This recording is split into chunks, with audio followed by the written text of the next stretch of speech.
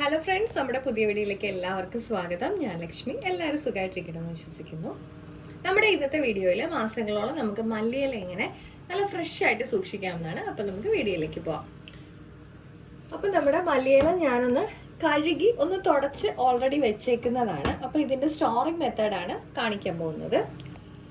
അപ്പം അതിനായിട്ട് ഞാനിവിടെ ഒരു ചില്ലിൻ്റെ കുപ്പി എടുത്ത് വെച്ചിട്ടുണ്ട്. അതിലേക്ക് ഞാൻ നല്ല തണുത്ത വെള്ളമാണ് ഒഴിച്ചു കൊടുത്തേക്കുന്നത്. ഇതിലേക്ക് നമ്മുടെ മല്ലിയില ഇതുപോലെ ഒന്ന് ഇറക്കി വെച്ച് കൊടുക്കാം. അതിനുശേഷം നമുക്ക് ഇതുപോലെയുള്ള ഒരു കവർ വെച്ച് ജസ്റ്റ് ഇങ്ങനെ ഒന്ന് കവർ ചെയ്തതിന് ശേഷം നമ്മുടെ ഫ്രിഡ്ജിൽ സൂക്ഷിച്ചു കഴിഞ്ഞാൽ നല്ല ഫ്രഷ് ആയിട്ട് നമ്മുടെ മല്ലിയില ഇരുന്നോളൂ. നമ്മുടെ സെക്കൻഡ് മെത്തേഡിനായിട്ട് നമുക്കൊരു കണ്ടെയ്നർ എടുക്കാം. അതിലേക്ക് നമുക്ക് ഇതുപോലെയുള്ള ഒരു ടിഷ്യൂ പേപ്പർ ഒന്ന് ഇട്ട് കൊടുക്കാം. ഇതിലേക്ക് നമുക്ക് നമ്മുടെ മല്ലിയിലയൊക്കെ ഒന്ന് വെച്ച് കൊടുക്കാം. ഇനി നമുക്ക് ഇതിൻ്റെ മുകളിലും കൂടെ ഒരു ടിഷ്യൂ പേപ്പർ ഇതുപോലെ ഒന്ന് വെച്ച് കൊടുക്കണം.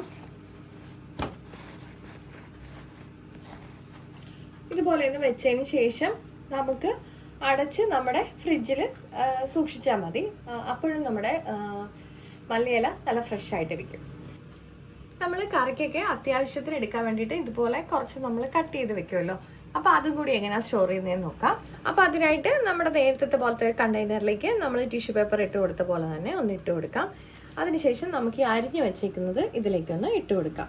ഇതിന് പുറമേ കൂടെ നമ്മൾ നേരത്തെ ചെയ്ത പോലെ തന്നെ ഒരു ടിഷ്യൂ പേപ്പർ ഒന്ന് വെച്ച് കൊടുക്കണം. എന്നിട്ട് നമ്മുടെ പാത്രം അടച്ച് നമുക്ക് ഫ്രിഡ്ജിൽ സൂക്ഷിക്കാവുന്നതാണ്. അപ്പോൾ നമ്മുടെ ഇന്നത്തെ മല്ലി സ്റ്റോർ ചെയ്യാനുള്ള ടിപ്സ് എല്ലാവർക്കും ഇഷ്ടപ്പെട്ടിട്ടുണ്ടെന്ന് വിചാരിക്കുന്നു. നമ്മുടെ ചാനലിൽ കറിവേപ്പില സ്റ്റോർ ചെയ്യുന്നതും അതുപോലെ സവാള, തക്കാളി എല്ലാം സ്റ്റോർ ചെയ്യുന്നത് സെപ്പറേറ്റ് വീഡിയോ ആയിട്ട് അപ്ലോഡ് ചെയ്തിട്ടുണ്ട്. അപ്പോൾ ആരെങ്കിലുമൊക്കെ ഒന്ന് കണ്ടിട്ടില്ലെങ്കിൽ ഒന്ന് കണ്ടു നോക്കണേ.